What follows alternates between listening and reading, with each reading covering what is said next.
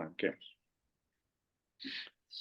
Bueno, muy buenos días a todas las personas que están conectadas en este momento. Nuevamente, gracias por estar aquí escuchando un poco sobre Construhack y lo que tenemos para contarles en términos de la construcción sostenible y de los retos de satisfacer, digamos, la vivienda en Latinoamérica. El día de hoy, bueno, para todas las personas que están llegando acá, esta es una actividad que se hace dentro del marco de ConstruHack. ConstruHack como tal es, yo diría que la primera hackathon que está trabajando en el desarrollo de vivienda sostenible en Latinoamérica. Entonces, digamos que dentro de las actividades que estamos planteando para esta hackathon, además de invitar a diferentes perfiles asociados a la construcción en pro de solucionar, digamos, estos retos en términos de la calidad de vivienda en Latinoamérica, pues están también las actividades que tienen que ver con llevar conocimiento y nivelar ese conocimiento en términos de los materiales que se están utilizando en temas de sostenibilidad, sobre la metodología que se está, digamos, que se está trabajando con metodologías como Edge, que son metodologías que se enfocan en el desarrollo sostenible. Y todo esto para que todas las personas que estén interesadas, pues digamos, den lo mejor y puedan, digamos, trabajar de una manera mucho más eficiente y con conocimiento de causa en la solución de estos retos. Por eso, el día de hoy tenemos invitados a, digamos, a uno, además, uno de los gestores de ConstruHack, pero que adicionalmente trabaja en FICEM, que es la Federación Interamericana de Cemento, como director del área de concreto. Y el día de hoy, pues va a estar hablando sobre el rol del cemento y el concreto en la construcción sostenible. Así que quiero que, bueno, con caritas, si le pueden dar con caritas, un aplauso a Matías Polsenetti. Matías, bienvenido. Muchas gracias por estar acá. Gracias, Elkin. Bueno, buen día para todos. Creo que todos estamos en Latinoamérica, así que estamos con horarios matutinos. Y bueno, es un gusto estar aquí. Como Elkin dice, desde FICEM estamos promoviendo y organizando este ConstruHack. Y bueno, en ese recorrido para que ustedes lleguen con la mayor información posible y tengan más chances de ganar, en definitiva, y de hacer una buena propuesta, es que hemos programado este ciclo de webinars con los que esperamos ir dándoles algunos inputs que esperamos que sean útiles y que les resulten interesantes. Así que voy a utilizar una presentación, como Elkin decía. Esta presentación se titula El rol del cemento y el concreto en la construcción sostenible. Si tienen preguntas, si quieren ir dejándolas en el chat, las podemos ver hacia el final sin ningún problema. Bueno, lo primero que quería contarles muy rápidamente es quién es FICEM. Pues eventualmente algunos de ustedes seguro que han googleado y cuando vieron la convocatoria puede ser que algo hayan investigado, pero por las dudas, FICEM es una entidad independiente que representa la industria del cemento de América Latina y el Caribe. En la región tenemos 30 países, 78 empresas productoras de cemento, que engloban alrededor de 270 plantas con distintas configuraciones. Hay plantas que son lo que nosotros llamamos plantas integradas, es decir, que plantas que son capaces desde las materias primas, eh, digamos, producir o salir por la puerta de esa planta con el cemento, y otras son plantas que, por ejemplo, reciben un componente intermedio que se llama el clinker y lo combinan con otros materiales, moliéndolo para producir cemento, que es lo que nosotros llamamos las moliendas. A su vez, en la región hay 13 institutos, asociaciones y cámaras que están asociadas al cemento. Algunas son de interés puramente técnico, algunas son fundamentalmente, bueno, cámaras, entidades de representación gremial y también asociaciones. Y en general, si nosotros hablamos de la industria de Latinoamérica, tenemos que saber que en Latinoamérica producimos alrededor de 200 millones de toneladas de cemento. Eso es alrededor de un 6% de la producción mundial de cemento. Quería compartir con ustedes un video de presentación de FICEM para ablandarnos todos un poco. Y bueno, para que conozcan un poquito más de nosotros, es breve y luego pasamos al tema de la charla.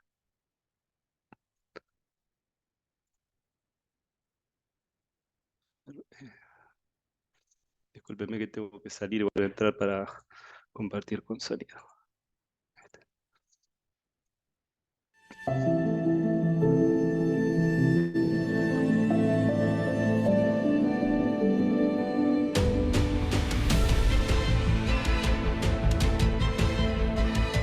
concretamos un futuro sostenible y resiliente para todos. Somos FICEM. 30 países productores de cemento. Más de 660 millones de habitantes. Representamos a la industria del cemento integrada de América Latina y el Caribe, con un 80% de la producción de cemento a nivel regional. 200 millones de toneladas de producción anual. Más de 270 plantas de cemento. 13 institutos, cámaras y asociaciones de cemento y concreto asociados a FICEM. Somos una industria visionaria, con tecnología de punta y comprometida con la sostenibilidad de nuestros países. Porque no es solo lo que el cemento transformado en concreto fabrica, es lo que hacemos posible. Con el concreto no solo se construyen casas, se hacen posible hogares. No solo se construyen colegios y universidades, se hace posible la educación. No solo se construyen hospitales, se hace posible la salud. No solo se construyen edificaciones, se hacen posible civilizaciones. No solo se construyen postes, se iluminan vidas. No solo se construyen tuberías, se transporta vida. No solo se construyen vías, se genera progreso e integración.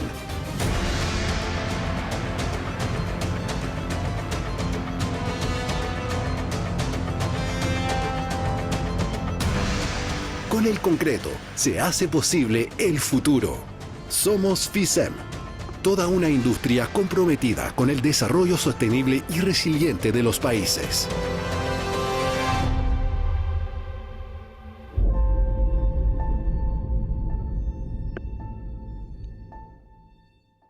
Bueno, entonces ahora sí vamos a entrar un poquito en tema y bueno, como quien dice, para precalentar, vamos a empezar con esta placa que tiene que ver con el problema. Algo seguramente han comentado con Ana Milena y seguramente ustedes conozcan. Digamos, ¿cuál es el problema que tenemos por delante? El problema básicamente tiene que ver con el calentamiento global y el impacto del calentamiento global en la humanidad. Eso tiene que ver con lo que en definitiva se conoce como cambio climático y el cambio climático con sus impactos a distintos niveles, ya sean los ecosistemas y en general en la vida cotidiana de todos nosotros.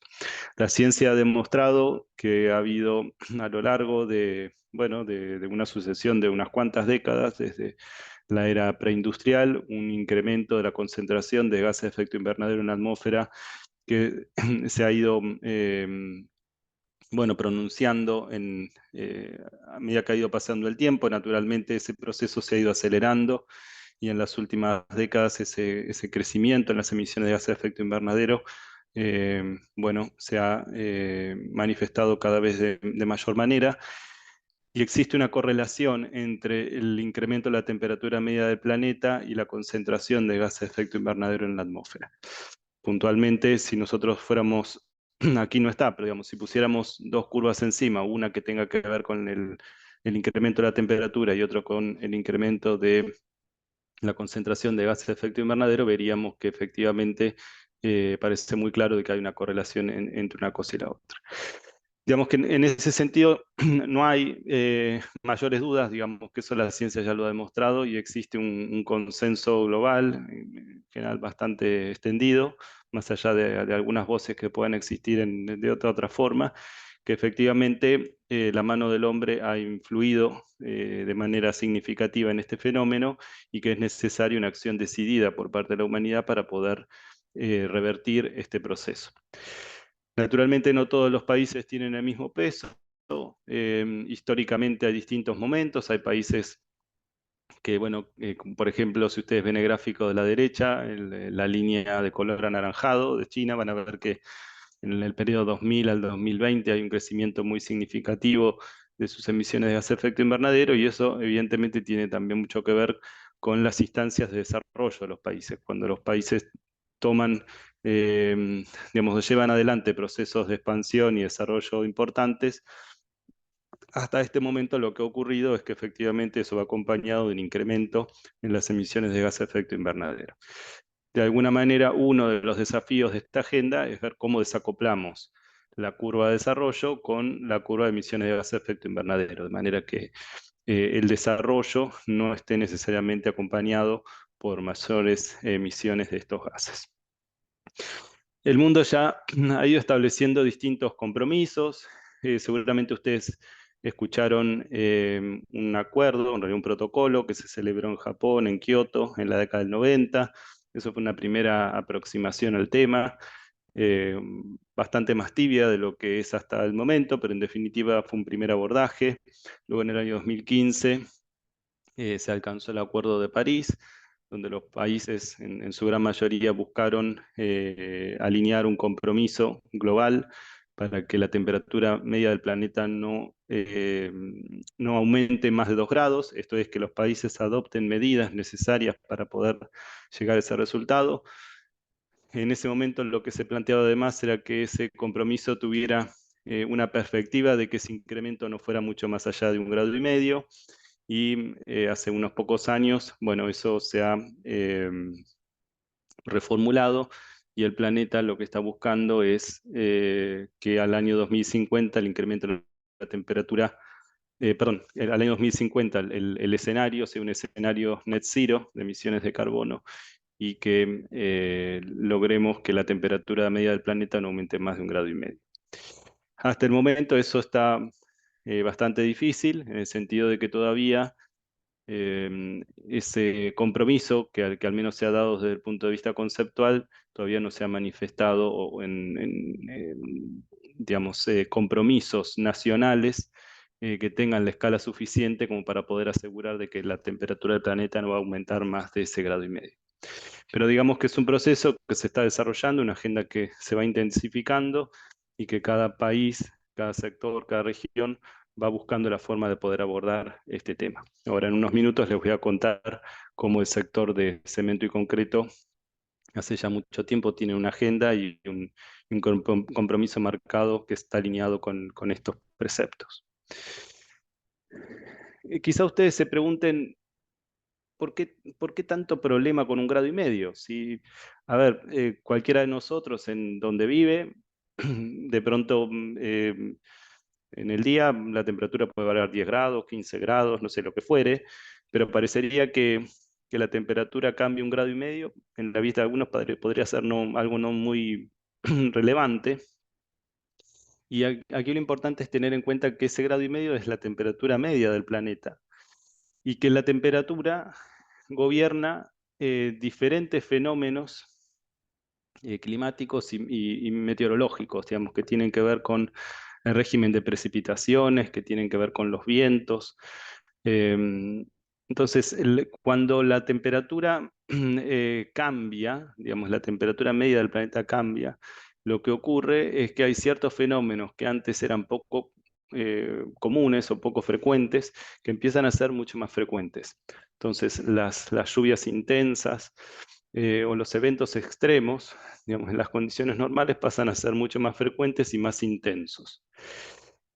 Por supuesto que el impacto no es igual en todas las regiones. Hay regiones donde de pronto lo que va a haber son problemas por sequías, en otros puede haber problemas por inundaciones, puede haber problemas vinculados al impacto de estas situaciones en la agricultura, en los ecosistemas en general, impactos sobre la vida de las personas, impactos sobre el nivel de agua o el nivel del mar en las áreas costeras. Existen, de hecho, mapas como los que ven en el centro de la pantalla que van mostrando qué es lo que podría pasar en las distintas regiones del mundo ante diferentes escenarios, que el escenario fuera de 1,5 grados más, 2 grados, 3 grados, 4 grados, y así sucesivamente, viendo que a su vez esos impactos son diferentes según las regiones. Muy probablemente todos ustedes, más allá del lugar donde viven, perciban de alguna forma que esto es así.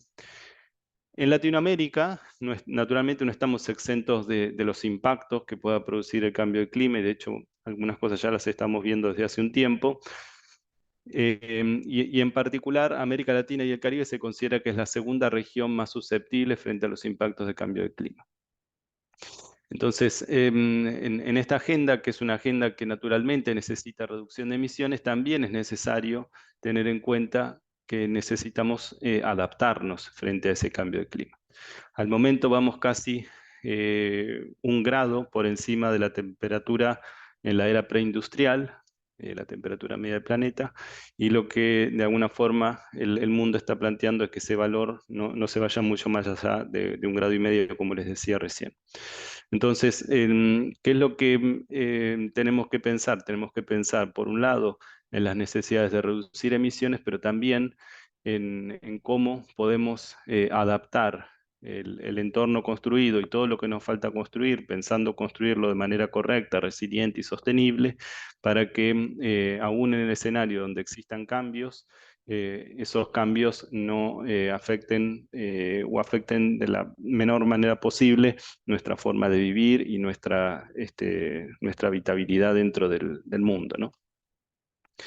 Solo para que tengan en cuenta, en Latinoamérica el 30% de la población vive a menos de 100 kilómetros de la costa y alrededor de 7,5 millones de habitantes están a menos de 3 metros por sobre el nivel del mar. Eso es un poquito más del 1% de la población está muy cerca de la costa. Entonces, si nosotros pensamos justamente en posibles impactos del nivel del agua en las áreas costeras, tenemos que tener presente de cómo vamos a, por ejemplo, proteger a esas personas que están habitando en zonas que puedan verse afectadas por estos impactos.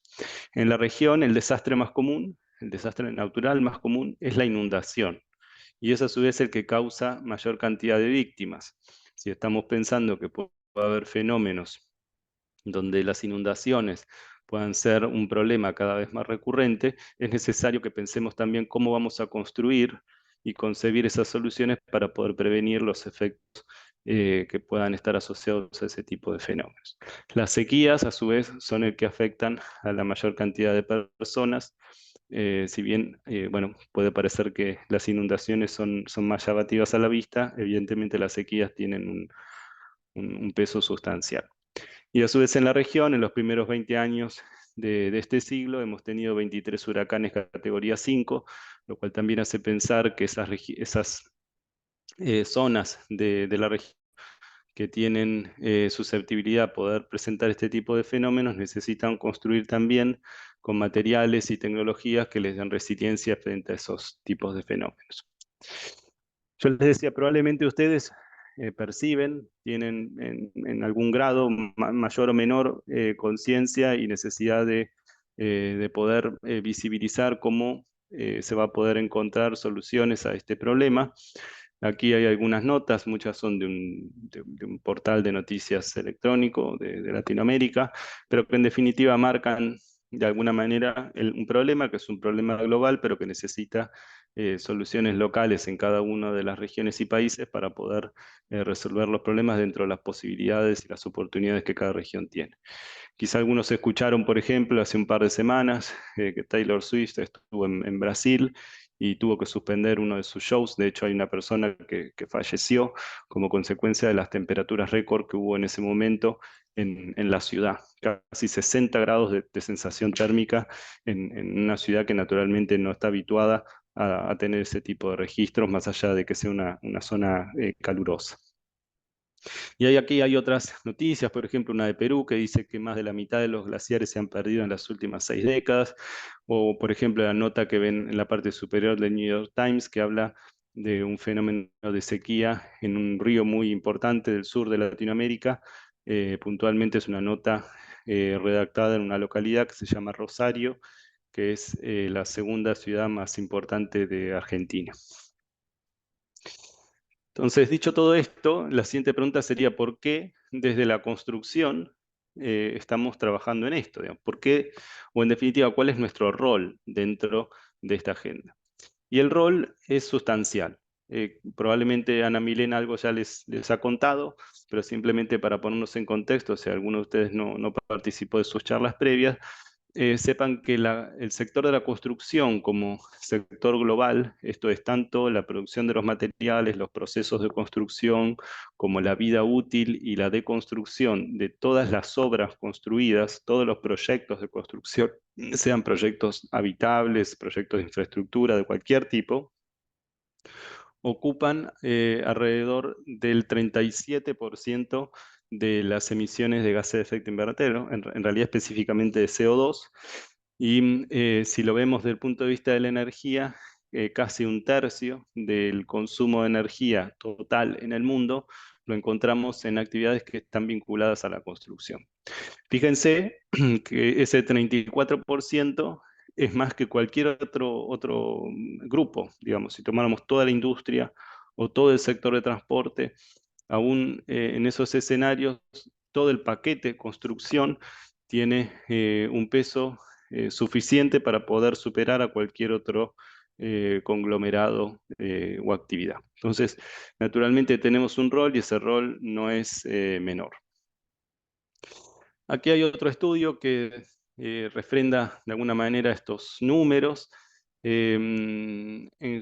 Digamos, si uno analiza de alguna manera ese 34%, lo que va a ver es que naturalmente las edificaciones se llevan alrededor del 70% del consumo de energía total dentro del sector de la construcción, y especialmente en las edificaciones lo que más importa o lo que más pesa dentro de ese análisis tiene que ver con los consumos de energía asociados a calefacción y refrigeración, o sea, a las condiciones de habitabilidad interior de esas edificaciones. Bueno, en este estudio hablan de un 40 o un 50% del inventario mundial de gases de efecto invernadero. Recién veíamos que es alrededor de al menos un 38% de CO2. Si analizamos cuánto de toda esa huella de carbono proviene de los materiales de construcción, bueno, en una edificación alrededor del 15 al 20%, según este estudio, corresponde a los materiales de construcción que se utilizan para construir una edificación, mientras que el resto, que sería alrededor de un 80 o un 85%, son emisiones que están asociadas al uso de esa edificación, fundamentalmente vinculadas al uso de la energía en los procesos interiores de uso de esa edificación. Y si tomáramos una obra de infraestructura, los materiales de construcción ocupan entre el 50 y el 60% de la huella de carbono total.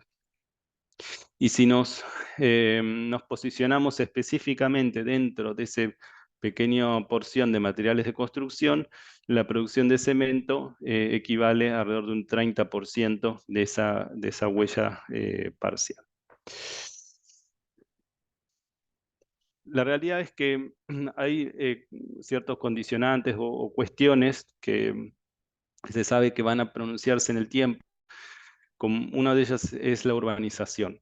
En la actualidad, alrededor de un 54% de la población vive en ciudades y se espera que hacia el año 2050 ese número crezca alrededor del 70%. Con lo cual, las ciudades van a ser necesariamente el entorno donde necesitamos enfocarnos para poder encontrar mejores soluciones de construcción sostenible. De hecho, en la actualidad, cerca del 70% del consumo de la energía en el mundo se concentra en las ciudades.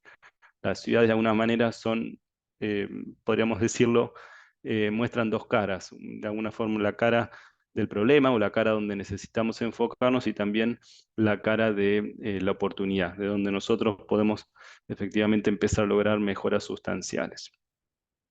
A su vez, hay, por la misma urbanización y por el crecimiento demográfico, se espera que hacia el año 2050, de la infraestructura que va a ser necesaria hacia ese momento, cerca del 60% es infraestructura que todavía no se construyó, carreteras, hospitales, instalaciones de depuradoras sanitarias, de conducción de líquidos, digamos, infinidad de infraestructura que necesitamos, que vamos a necesitar y que evidentemente vamos a tener que construirla de una manera más sostenible de lo que se ha hecho hasta las últimas décadas. Y se espera naturalmente un crecimiento que acompaña al crecimiento demográfico y también que dé respuesta al déficit habitacional, que tiene que ver con incrementar la cantidad de metros cuadrados construidos, que eso equivaldría hacia el año 2060 a más de una vez de lo que hoy tenemos construido. O sea, tenemos por delante un futuro de construcción muy significativo en el mundo y tenemos que encontrar cómo hacemos eso de una forma más sostenible. Y a su vez, dentro de ese concepto de lo sostenible, necesitamos resiliencia. ¿Por qué? Porque en definitiva necesitamos construir de una forma que perdure, que sean estructuras que sean capaces de soportar los efectos climáticos, meteorológicos, distintas situaciones que de alguna forma van a ocurrir, más o menos frecuentes, depende de dónde lleguemos, pero esas estructuras naturalmente tienen que ser pensadas para poder soportar esos fenómenos. Yo recién les decía, en base a un trabajo del Foro Económico Mundial, que los materiales de construcción ocupan, si nos concentramos en las edificaciones, que es de alguna manera el foco principal del ConstruHack, en las edificaciones alrededor del 15 al 20% de las emisiones de gases de efecto invernadero tienen que ver con los materiales que se utilizan para construir esas edificaciones. Y si tomamos eso, según ese estudio, alrededor del 30% de esa porción tiene que ver con la producción de cemento. Si lo miráramos a nivel global, el cemento ocupa, según diferentes estimaciones, entre el 7 y el 8% de las emisiones mundiales de CO2. Y en definitiva, aquí la pregunta es, evidentemente eso es un peso significativo, ¿no? Pero también es importante entender cuál es el contexto. El contexto es que el hormigón o el concreto, voy a usar las dos palabras alternativamente, es el material producido por el hombre de mayor consumo. No hay nada que el hombre consuma más por año, por periodo de tiempo, que hormigón más allá del agua, que de hecho el hormigón también contiene agua. Entonces también aquí hay una cuestión de volúmenes. La realidad es que el hormigón es un material de un consumo altísimo en el mundo, porque es el material que por diferentes razones que ahora vamos a ver, da respuesta a las necesidades de construcción de muy amplio espectro y en condiciones de seguridad, de asequibilidad, de disponibilidad local, de prestaciones que de alguna forma la humanidad necesita para poder ir dando respuesta a sus necesidades. Y aun cuando es un material, fíjense el gráfico de la derecha, el gráfico de la derecha lo que dice es cuántos kilos de CO2 hay embebidos por kilo de material. Lo que vemos es que ese globo gris que está abajo representa distintos casos de concretos con distintas configuraciones o usos, pero fíjense que esa relación de CO2 por kilo es más baja que la gran mayoría del resto de los materiales de construcción que se utilizan habitualmente en obras de construcción. Bueno, cada país de pronto tiene mayor uso de algunos y menos de otros, pero en definitiva, si lo miráramos como unidad individual, lo que vemos es que en definitiva el hormigón es un material que tiene una huella de carbono intrínsecamente baja. El punto es que la cantidad tan grande de hormigón que se utiliza en el mundo hace que ese peso como sector sea realmente muy significativo. Una pregunta que a veces surge es, bueno, ¿por qué algunos dicen, bueno, ¿por qué no dejamos de construir con hormigón y construimos con otros materiales? Y aquí hay una respuesta que de alguna forma lo que muestra es que parecería que hay cosas que no cambiarían tanto, digamos. Aquí hay este es un estudio desarrollado por distintos investigadores que son del EPFL, que es la Escuela Politécnica de Lausanne, de Suiza. Es un trabajo que lo lidera, entiendo, un equipo liderado por Karen Scrivener. Ella es quien presenta esta información en un webinar de hace un tiempo, donde lo que se muestra es para una misma necesidad de construcción, distintos sistemas constructivos y cuál es el posicionamiento de cada una de esas distintas alternativas constructivas en términos de kilos de CO2 por cada metro cuadrado construido. Lo que se ve es que, más allá de algunas diferencias puntuales que puedan existir, no hay diferencias significativas en las distintas alternativas de construcción. Con lo cual, parecería que no es necesariamente cierto que debamos recurrir a otros materiales si es que incluso estuvieran disponibles en cantidad y en condiciones adecuadas, es que eso fuera suficiente o fuera una medida que nos llevara a una mejor situación. ¿Qué es lo que busca el mundo? Bueno, esto es una placa del Consejo para la Construcción Verde Mundial, donde básicamente lo que plantea es una visión desde el sector de la construcción que hacia el año 2050 todas las nuevas construcciones, infraestructura y renovaciones sean net zero desde el punto de vista de embodied carbon. Esto es todo el carbono que proviene o que está asociado a los materiales de construcción y los procesos de construcción utilizados para poder ejecutar esas obras. Y que a su vez todas las nuevas edificaciones, todas las edificaciones, incluyendo las edificaciones existentes, sean net zero operacional. Eso significa que sean suficientemente eficientes en el uso de la energía y que a su vez sean capaces de utilizar fuentes de energía renovable y que por lo tanto sean carbono neto cero. Y un hito intermedio es el año 2050, donde lo que se busca es que todas las nuevas edificaciones, infraestructura y renovaciones tengan al menos un 40% menos de carbono embebido en el proceso de construcción, incluyendo materiales, y que todas las nuevas construcciones apunten a ser net zero operacional, o sea que sean mucho más eficientes desde el uso de la energía y que a su vez consuman fuentes de energía renovable. ¿Por qué necesitamos hormigón? Sería la pregunta. Bueno, aquí algunas de las respuestas. Y las respuestas tienen que ver con características que son intrínsecas al material y cuando uno empieza a buscar esas características o esa simultaneidad de características en otros materiales, lo que ve es que eso es muy difícil. Hay cuestiones que tienen que ver con la economía, que tienen que ver con que es un material de amplia versatilidad, que lo podemos utilizar para un espectro muy amplio de diferentes tipos de obras.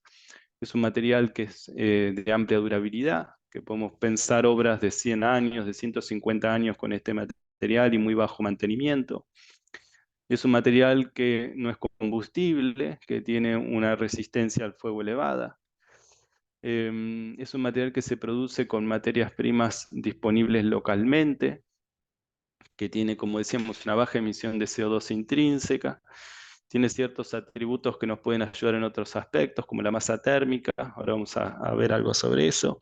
Es un material que es 100% reciclable y tiene otros atributos como el albedo y su condición de material casi insustituible en ciertas cuestiones que tienen que ver con, por ejemplo, la infraestructura sanitaria o ciertas aplicaciones en energías renovables. Entonces, cuando uno busca este conjunto de propiedades para que se repitan en otros materiales, empiezan a haber dificultades, ¿no? Entonces, de alguna manera, sabemos que es un material muy utilizado, sabemos que es un material necesario. El punto es que eso naturalmente no quita responsabilidad o eso no nos pone en un lugar diferente, sino que lo que de alguna manera en mi visión hace es explicar un compromiso, una necesidad de poder lograr que este material siga siendo el material líder y que lo haga en un futuro, de una trayectoria de alcanzar ese futuro de net zero. Las construcciones base cemento tienen atributos que están ya muy asentados, como decíamos, son soluciones que están probadas. En los países en Latinoamérica es muy común utilizar soluciones que van desde las mamposterías hasta los sistemas de colado in situ de concreto. Son sistemas que ya se han probado, que todos los conocemos, los vemos a diario, muchos de nosotros vivimos en estructuras que se han construido de esa forma. Existe una amplia variedad y alternativas diferentes para diferentes escalas constructivas, diferentes opciones de productividad, intensidad de empleo.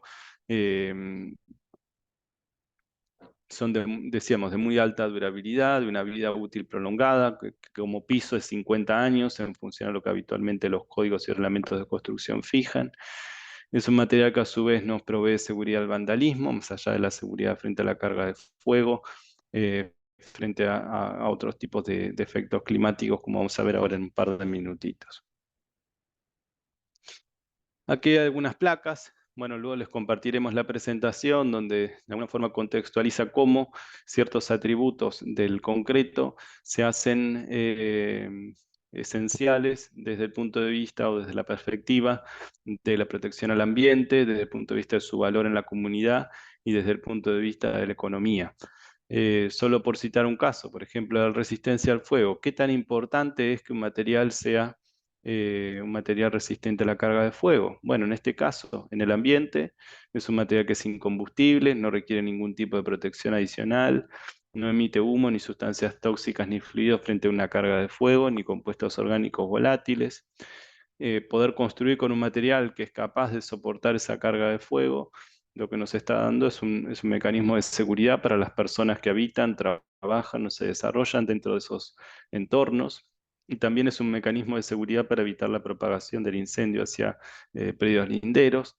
Y es también un aspecto de la economía, en la medida que nosotros podamos construir de una forma tal que esas edificaciones puedan ser rehabilitadas a un menor costo y de forma más rápida frente a un evento de este tipo, nos conduce evidentemente a un ahorro global y de hecho muchas veces las mismas aseguradoras eh, bueno, conceden seguros a un menor costo cuando saben que son estructuras que se han construido con materiales con estas características. Entonces podríamos llevar este mismo análisis a distintos aspectos como la masa térmica, el aspecto de la durabilidad, el desempeño acústico, la seguridad y la resiliencia, la resiliencia frente a inundaciones, de cómo ese material desde su valor, desde su desempeño, nos está aportando al ambiente, a la comunidad y a la economía. Vamos a ver algunos de estos temas. Uno de ellos tiene que ver con la resiliencia. Resiliencia es una palabra que parece que se puso de moda en el último tiempo. Muchos escuchamos resiliencia para qué, para esto, para aquello. En definitiva, lo que estamos pensando es en el concepto de algo que sea capaz de resistir ciertos daños, ciertas cargas, que muchas veces son cargas inesperadas o efectos significativos, y lo que de alguna manera estamos pensando cuando hablamos de algo o de alguien resiliente es que es capaz de poder reponerse a eso de manera rápida y de ser capaz de soportarlo, ¿no? En el caso particular de ese concepto aplicado al hormigón, al concreto, lo encontramos en los atributos de ser un material que no se pudre, no se deforma frente a la acción del agua, no absorbe cantidades significativas de agua, es resiliente frente a los impactos y al ingreso de objetos, como pueden ser aquellos que están vinculados a fenómenos de huracanes, tornados, tormentas de diferente tipo o impactos de diferentes características. Y este concepto, más allá de que es algo que cualquiera de nosotros podría interpretar de cierta manera y conocer desde su experiencia personal, también es un concepto que se ha ido instalando desde el punto de vista de las normas, del diseño, de cómo saber o cómo priorizar las elecciones desde el punto de vista del diseño del proyecto para poder proveer resiliencia frente a ciertos fenómenos. En definitiva, ¿qué es lo que uno debería pensar?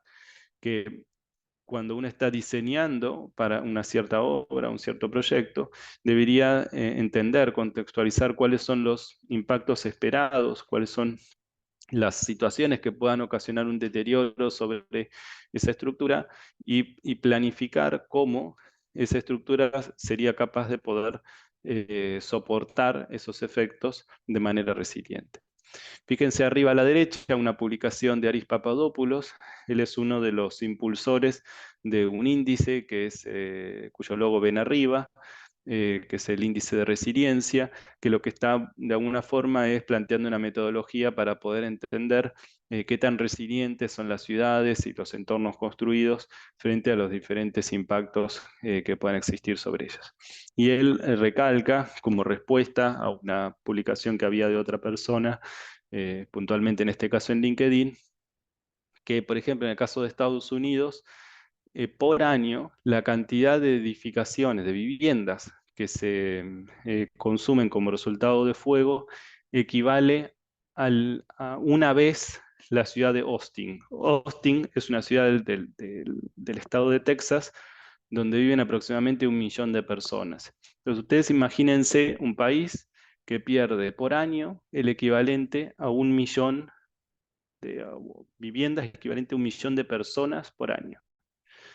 Imagínense si eso no es una razón suficiente como para pensar de qué manera vamos a proveer mayor resiliencia a las construcciones, en este caso, frente a efectos asociados a la carga de fuego. Si lo pensamos desde el punto de vista de las inundaciones, esta es una norma, la que ven abajo, esa que tiene unas imágenes y una barra roja, que dice cómo mejorar la performance, el desempeño de las edificaciones frente a fenómenos de inundaciones y cómo proveer resiliencia en la construcción.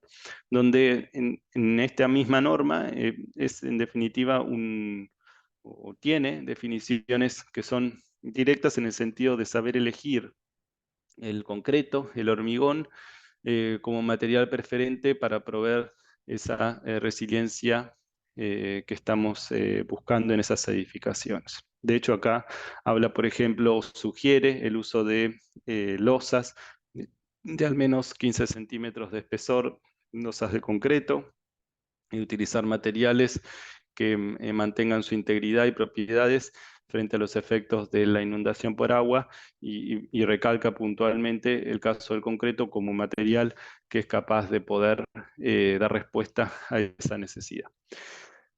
Estos son otros antecedentes cuando hablamos de la resiliencia frente a, por ejemplo, huracanes, tornados. Y este antecedente proviene de la Agencia Federal de los Estados Unidos sobre manejo de las emergencias.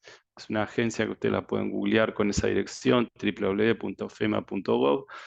Es una agencia cuya misión es ayudar a las personas antes, durante y después de los desastres.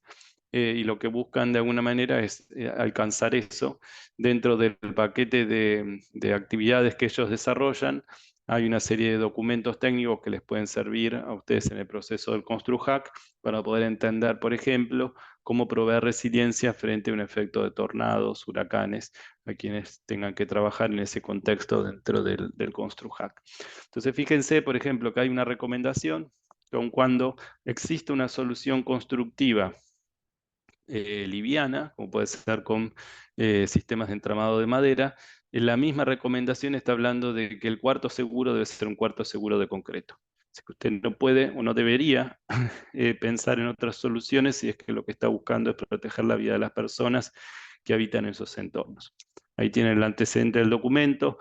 Fíjense también que hay una recomendación global que tiene que ver con las materialidades preferentes en pisos estructurales, en materiales de pisos y techos, en acabados de paredes, pisos y techos, para poder proveer la resiliencia suficiente frente al daño por inundaciones en ese caso, y si entran en el documento de la derecha, frente al caso de tornados, huracanes.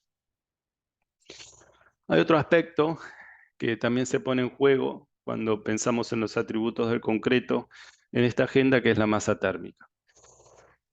Seguramente si algunos de ustedes se han formado en carreras que tienen que ver con la arquitectura o con la ingeniería civil, conozcan sobre la masa térmica en algún grado. La masa térmica es la capacidad que tiene un material de poder absorber calor, almacenarlo durante un tiempo y poder cederlo luego al ambiente. Ese mecanismo es un mecanismo de almacenar calor y liberarlo, e ir compensando cargas térmicas. Es un mecanismo que nos puede ayudar a reducir el consumo de energía para calefacción y refrigeración en los ambientes habitables. ¿Es la masa térmica un reemplazo de la aislación térmica? La respuesta es que no, no es un sustituto, pero sí la masa térmica es un apoyo que puede ser muy sustancial, como en algún caso vamos a ver a continuación, para poder mejorar la eficiencia energética de las edificaciones. Esto es que en algunos casos, edificaciones para un cierto estándar de aislación térmica, a través de un uso eficiente de la masa térmica podemos incrementar esa eficiencia térmica global, o incluso poder pensar que con un uso de la aislación térmica algo más modesto, compensado con un uso correcto de la masa térmica a iguales niveles de desempeño a un costo que eventualmente sea más competitivo. ¿Cómo se manifiesta la masa térmica? Bueno, básicamente la manifestación de la masa térmica, este fenómeno de ser capaz de acumular calor, almacenarlo y luego liberarlo, se manifiesta con dos fenómenos simultáneos. Si ustedes ven el gráfico de las líneas rojas de arriba, lo que van a ver es que hay una curva que llega a un pico, que si ven abajo a la derecha, tiene una indicación que es T, que eso es la temperatura exterior. O sea, si nosotros tenemos un régimen de temperaturas exterior en el día con un cierto desarrollo que va creciendo en la mañana, llega a un punto máximo y luego decrece hacia la noche, lo que vemos es que la masa térmica lo que nos va a permitir es poder amortiguar el pico y desfasar el pico cuando estamos viendo qué es lo que pasa al interior de esa edificación, ¿no?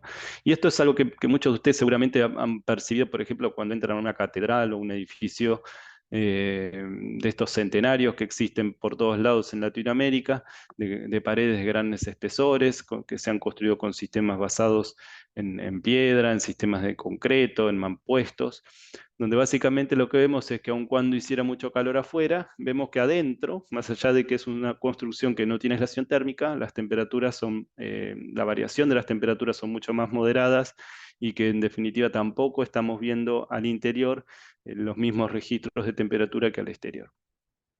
Esa es una característica que tienen ciertos materiales, especialmente materiales de alta densidad, como son el concreto, como son los materiales base cemento y también las mamposterías pesadas, como podrían ser, por ejemplo, las mamposterías cerámicas o de arcilla cocida en general. Y es una característica que, si bien hay otros materiales como la madera y el acero que son capaces de acumular calor, no tienen esta misma característica porque su conductividad térmica es diferente. En el caso del concreto y los sistemas de mampostería pesada, esa conductividad es moderada, mientras que en el caso del acero y la madera o es muy alta o es muy baja. Eso hace que la capacidad para poder intercambiar calor o sea muy lenta o sea muy rápida, y eso hace que el fenómeno de masa térmica sea un fenómeno que no tenga relevancia en esos casos de materiales, cuando sí lo tiene en el caso del concreto. Y aquí lo que ven en el gráfico de la derecha es que cómo en la medida que esa inercia térmica, masa térmica se aumenta, vemos cómo el fenómeno de desfasar los picos se hace más pronunciado y cómo el descenso del pico también se acrecienta. ¿Cómo eso se manifiesta? Bueno, desde el punto de vista del día, las fuentes de calor, que probablemente una de ellas, la más sustancial, pueda ser el sol, la radiación solar, incide sobre esos elementos van acumulando calor y en cierto momento del ciclo diario, puntualmente en la noche, cuando refresca, cuando tenemos una buena combinación con estrategias de ventilación, lo que vamos a lograr es liberar ese calor. Entonces hay un proceso de acumulación de calor y de liberación de calor, de manera de poder ir compensando esas cargas. Y en el invierno, de hecho, podemos aprovechar ese calor que ingresa a través de radiación solar, acumularlo en los elementos, ingresa por naturalmente los elementos transparentes o semitransparentes, y poder ceder ese calor progresivamente al ambiente interior, de manera de necesitar menos cantidad de acciones activas para poder compensar la temperatura interior. En general, la masa térmica es un tema que todavía no está muy investigado. Existen investigaciones, de hecho, si ustedes buscan, y yo aquí les traigo algunos antecedentes que los van a ayudar en ese proceso de entender y diseñar soluciones dentro del ConstruHack que puedan aprovechar la masa térmica. Pero en general, si ustedes, por ejemplo, van a las normas, van a ver que habitualmente las normas lo que están pidiendo son mayormente aislación térmica en los diferentes elementos de la envolvente. En general, la masa térmica es algo que no entra en juego. por diferentes razones. La realidad es que el análisis de masa térmica es un análisis dinámico, es un análisis un poco más complejo. Es cierto que la aislación térmica es un elemento insustituible y necesario en las edificaciones.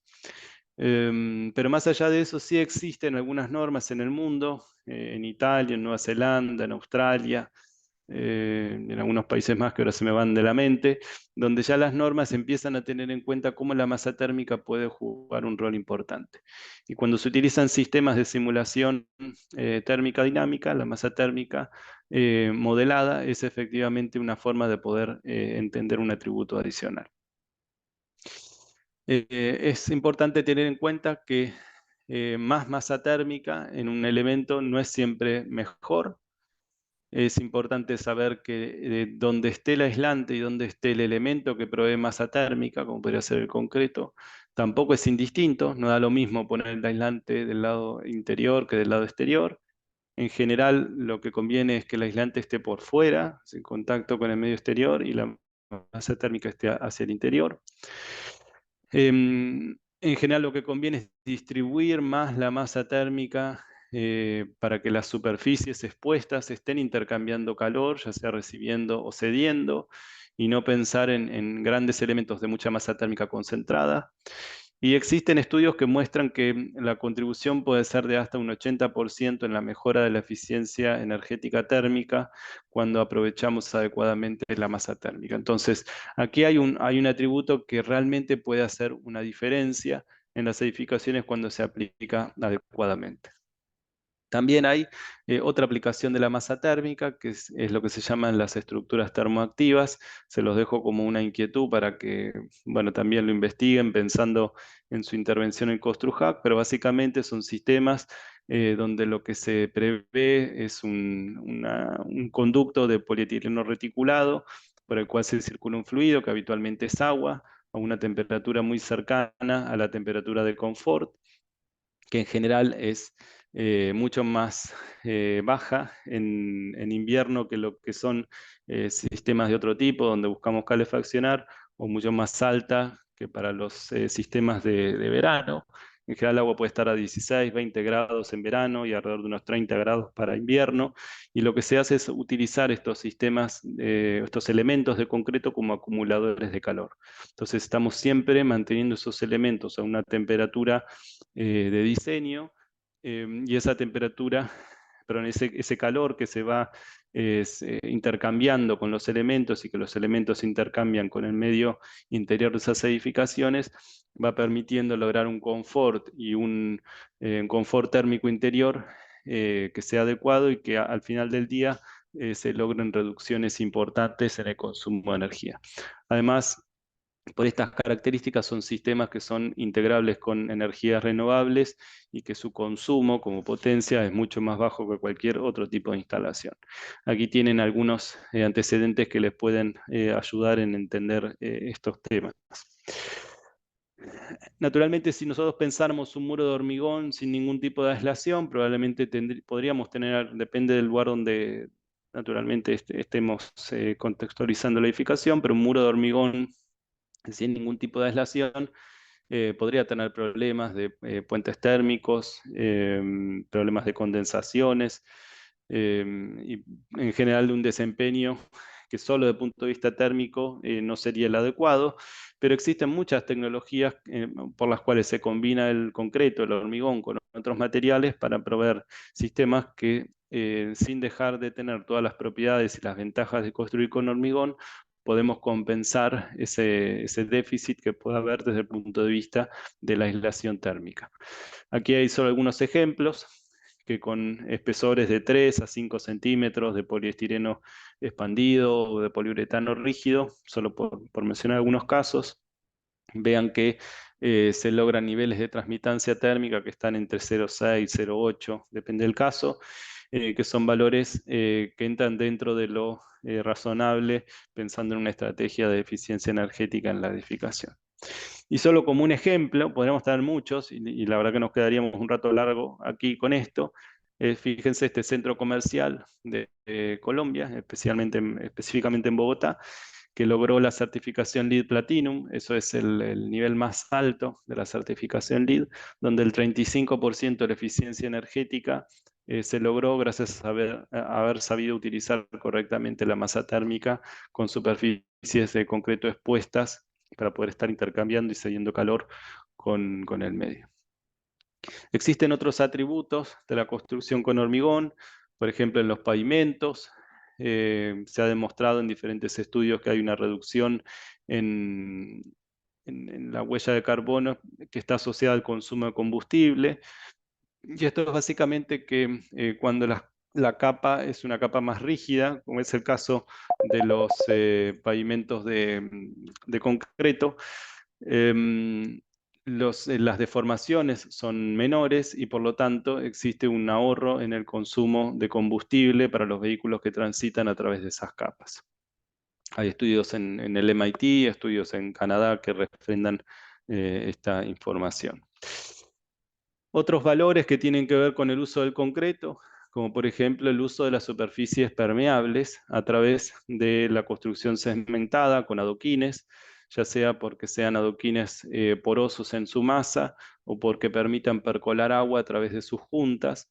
Hay diferentes tecnologías, también hay solados que tienen diferente grado de permeabilidad a través de junta o a través de su masa, y también los concretos que son porosos en masa, es decir, concretos que se diseñan para que una vez ejecutados, una vez colocados, dejen vacíos entre sus partículas que permitan percolar el agua que cae sobre esos sustratos hacia un nivel inferior, ¿no? Aquí también hay diferentes elementos que se los dejo para que los investiguen y sepan cómo pueden aprovechar estos sistemas dentro de los proyectos que a cada uno de ustedes les toque o decidan presentar en el contexto del ConstruHack. Hay diferentes formas de poder aprovechar esa agua percolada, a veces con una percolación e infiltración completa en el terreno natural, otras veces con una residencia temporaria del agua y otra porción parcial del agua que se colecta, y por ejemplo utilizar esa agua para otros fines, como puede ser en los sistemas interiores de las edificaciones, en sistemas de limpieza, de riego, en otros sitios. También hay sistemas geocelulares donde el agua se puede almacenar temporariamente en unas especies como de cajones que se prevén en los diseños. También sistemas que buscan trabajar junto con la instalación de árboles y de vegetación en general para poder hacer más sinérgico todo este aprovechamiento. Indudablemente el concreto, el hormigón, es un material que hemos sabido utilizar como humanos, digamos, en el tiempo, y que hemos identificado cómo, por ejemplo, a través de las obras de saneamiento, el material toma una relevancia sustancial, siendo que es un material muchas veces insustituible también en este tipo de obras, ¿no? Y entender cómo a través del uso del material y de estas obras podemos cambiar la realidad, la vida de las personas en distintos contextos en la región. Algunos conceptos más, el albedo, no sé si alguna vez han escuchado hablar del albedo. El albedo tiene que ver con el porcentaje de la radiación que incide sobre una superficie que se refleja. Las superficies con mayor albedo son capaces de radiar mayor cantidad de calor y contribuyen a reducir lo que se llama el efecto de isla de calor. De hecho, la certificación LEED concede puntos adicionales cuando uno utiliza opciones que facilitan un albedo mayor. Existen unas pautas técnicas que las ven abajo en gris, indicadas de cuáles son los requisitos para poder lograr eso. Las superficies de concreto, de hormigón, son superficies típicamente claras, por las mismas características del material, y ayudan en este sentido. Fíjense en el gráfico en la foto de la derecha, es un entorno en una ciudad donde hay una parte de una capa bituminosa oscura y al costado un área de concreto, y en la parte superior y en la parte inferior de la imagen lo que se ve es la misma captura tomada con una cámara termográfica que está registrando cuáles son las temperaturas superficiales en los distintos elementos. Y fíjense, para un lugar que está expuesto a la misma radiación solar, en la zona de concreto, que es toda esta zona de la playa de estacionamiento, las temperaturas son mucho más bajas, son colores amarillos y verdes, están acá en la escala, mientras que en las zonas oscuras los registros de temperaturas son bastante más altos. Y eso también se ve, esto es una captura de de un programa de noticias de Estados Unidos, donde lo que se muestra cómo también hay un efecto desde el punto de vista de la temperatura dependiendo de si es un plano de concreto o un plano de asfalto, y de hecho esto ha hecho que también en algunos estados, en las zonas donde tenían pavimentación con asfalto, busquen pintar esas superficies con colores claros para poder reducir ese fenómeno. Bueno, en el caso del concreto es un beneficio que está añadido y que no necesita ningún tipo de tratamiento adicional para lograrlo. Hay un estudio del MIT que refrenda que este análisis para una ciudad de Estados Unidos, evidentemente el uso de una infraestructura en carreteras y en calles que se basan en el concreto permitió una mejora del orden de 1,4 grados en la temperatura por efecto asociado con el albedo. Y para completar este aspecto, quería hacerles referencia a este proyecto, que en realidad muestra, a mi juicio, uno de los valores más esenciales del material. FISEM, junto con Hábitat para la Humanidad, tienen un proyecto que se llama 100.000 pisos para jugar, en el que lo que se pone en relieve es buscar el reemplazo de pisos de tierra en la región. En la región hay alrededor de 10 millones de familias, eso equivale aproximadamente a 50 millones de personas que habitan en una vivienda con piso de tierra. Si ustedes piensan que en Latinoamérica habitan alrededor de 650 millones de personas, alrededor del 7 al 8% de las personas que habitan en la región viven en una vivienda con piso de tierra. Vean el gráfico de qué es lo que ocurre cuando somos capaces de cambiar un piso de tierra por un piso de concreto. Las diarreas en los niños reducen a la mitad, las anemias se reducen un 80%, las infecciones en casi un 80%, la salud mental de los adultos bueno, mejora casi al doble, el desarrollo cognitivo de los niños mejora más de un tercio. Pocas cosas existen en el sector de la construcción que puedan mejorar o puedan reflejar con mayor significancia el valor de poder estar usando un material que cambia efectivamente la vida de las personas al producir que esas personas se enfermen menos, tengan mayores oportunidades de desarrollo y de crecimiento. Entonces, este proyecto que en puntual busca reemplazar 100.000 pisos de tierra por 100.000 pisos de concreto hasta el año 2028, lo que también está mostrando es cuál es el valor del material desde el punto de vista de permitir el crecimiento y el desarrollo de las personas. Bueno, para completar un poco esto, y sé que ya estamos en tiempo, completar con una idea adicional que tiene que ver con los objetivos de desarrollo sostenible. Seguramente ustedes saben que existe un llamado de las Naciones Unidas desde hace ya unos cuantos años a un trabajo de toda la humanidad para poder alcanzar lo que se conocen como 17 Objetivos de Desarrollo Sostenible, que se traducen a su vez en 169 metas específicas. Si analizamos cómo las obras de infraestructura están relacionadas con esos 169 metas, lo que vemos es que hay 121 de las 169 metas que tienen un impacto directo o indirecto vinculado a la infraestructura. Y si vemos que el hormigón o el concreto podría aportar en cada uno de esos 17 metas, perdón, objetivos, o establecido desde el punto de vista de las 169 metas, cómo podríamos influenciar en mejoras a través de un uso correcto del concreto, lo que vemos es que casi la mitad de las 169 metas asociadas a esos 17 Objetivos de Desarrollo Sostenible pueden verse influenciadas a través de un uso correcto del concreto. Entonces, evidentemente esto también nos muestra cómo el material puede ser una contribución para poder lograr esos objetivos.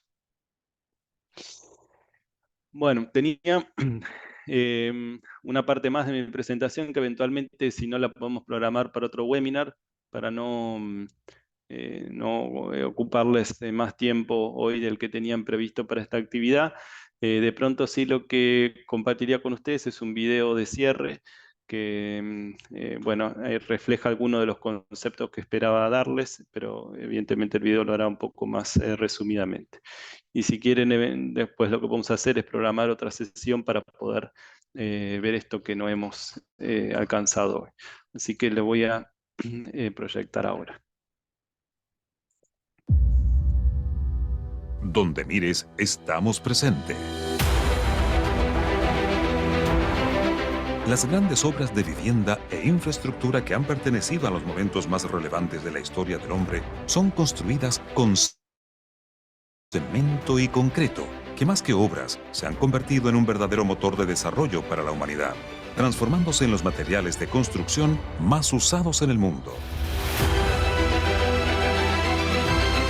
Por ser parte de la historia y del futuro de la sociedad, las industrias del cemento y el concreto han construido una visión y forma de trabajo, poniendo énfasis en los desafíos que impone el desarrollo. El mundo evoluciona constantemente. Más del 68% de la población mundial vivirá en zonas urbanas al 2050 y además, 1 de cada 3 ciudades sobre el medio millón de habitantes enfrentará importantes desastres naturales, producto del cambio climático.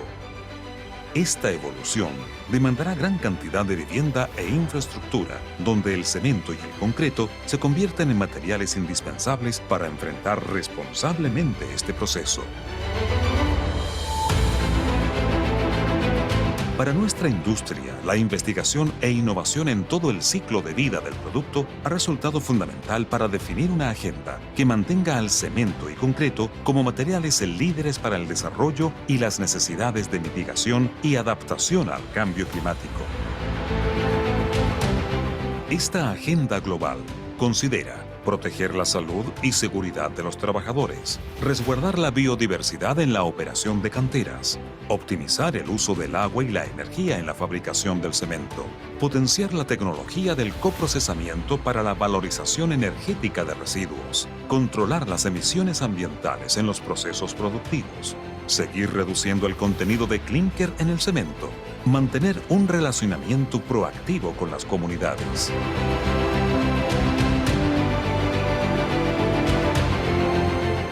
Diseñar procesos y productos bajos en carbono en el marco de los esfuerzos globales de mitigación de los gases de efecto invernadero y fomentar el despliegue de la economía circular en la sociedad. Para enfrentar estos desafíos globales, la asociatividad es fundamental para sumar experiencias, compartir know-how y sentar bases comunes entre los distintos actores y regiones. FICEM, en conjunto con Cembureau, The European Cement Association, PSA, Portland Cement Association y WBCSD, World Business Council for Sustainable Development, entre otros actores, han diseñado e implementado en forma colaborativa esta agenda global. Desde el año 2018, la GCCA, Global Cement and Concrete Association, representa la visión conjunta de nuestras industrias para aportar a la construcción sostenible en nuestro planeta.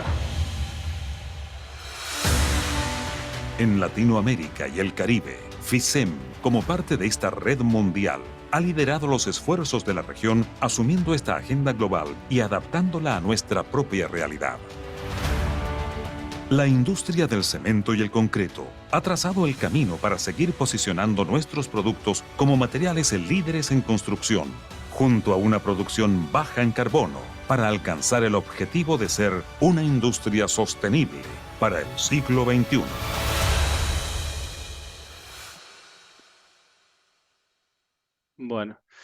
Entonces, como les decía, teníamos una parte más de presentación, pero podemos dejarlo para otro momento, Elkin, así no les tomamos más tiempo. No sé si hay preguntas, si las hubiera, por supuesto que estoy dispuesto para charlarlas ahora mismo. Simplemente también para que sepan todos, hay, como les decía al principio de la charla, una secuencia de webinars previstos que lo vamos a retomar hacia allá por mediados de enero. Hay casi un webinar por semana, salvo la segunda semana de febrero, que ahí no hay actividad, y eso es fundamentalmente porque es el momento de carnaval y en muchos de los países de Latinoamérica es un momento de festejo. Así que sepan que hay, por ejemplo, dos charlas, una el 18 de enero y otra el 21 de febrero, donde van a conocer con aún más detalle cómo a través de ciertas estrategias y soluciones basadas en una elección inteligente de las propuestas base de cemento, pueden ofrecer mejores proyectos más eficientes y de menor huella de carbono. En un caso van a ser especialistas de Perú, les van a contar cuestiones un poco más enfocadas en esa realidad y la segunda va a ser sobre Colombia. También vamos a tener varias charlas gestionadas con Edge, que es nuestro aliado en este proceso, con Ana Milena, que seguramente ya han tenido oportunidad de escuchar algunos de sus webinars previos, un, un conversatorio en Perú y otro en Colombia, con actores relevantes de la cadena de la construcción y cómo en cada uno de esos países trabajan para una construcción sostenible, de manera que les puedan dar ideas bueno, conceptos que les sirvan a ustedes en el proyecto del ConstruHack y en general en su vida profesional. Así que bueno, me quedo por aquí atento por si hay alguna pregunta o comentario y me disculpo por que no pudimos completar toda la presentación. Tenemos a Leonel Matías Mercado que dice, ¿existe algún agregado para que el cemento, uy, un momento que se me saltó, para que el cemento, el hormigón sea más térmico?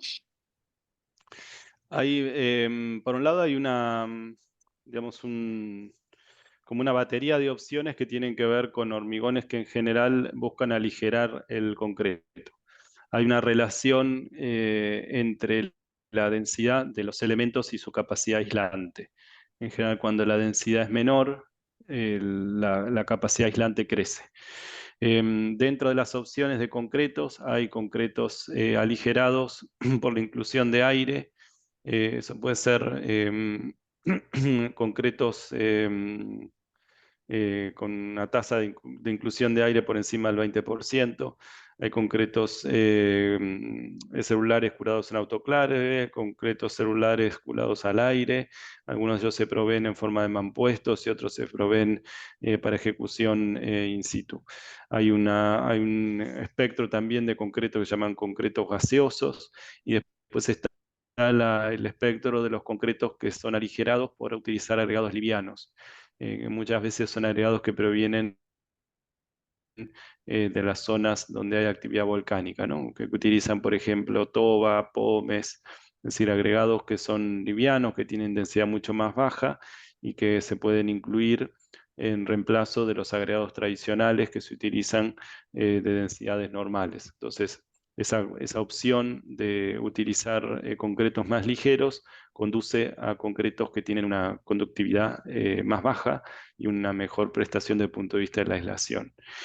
De todos modos, si uno pensara, por ejemplo, un elemento del envolvente de una edificación para ejecutarse solo con esos elementos y sin ningún tipo de aislante adicional, tendrías que pensar o en concretos celulares, digamos, con una tasa de inclusión de aire muy alta, o probablemente necesitarías espesores muy importantes, con lo cual hay una cuestión económica que ahí cada uno tendrá que evaluar desde el punto de vista de si conviene utilizar un mayor espesor de un elemento o conviene utilizar un espesor algo menor combinado con un material aislante. Y también naturalmente depende de cuál es la prestación térmica a la que estés apuntando, ¿no? Si buscas algo de un desempeño alto a muy alto, probablemente siempre necesites compensar con otros materiales.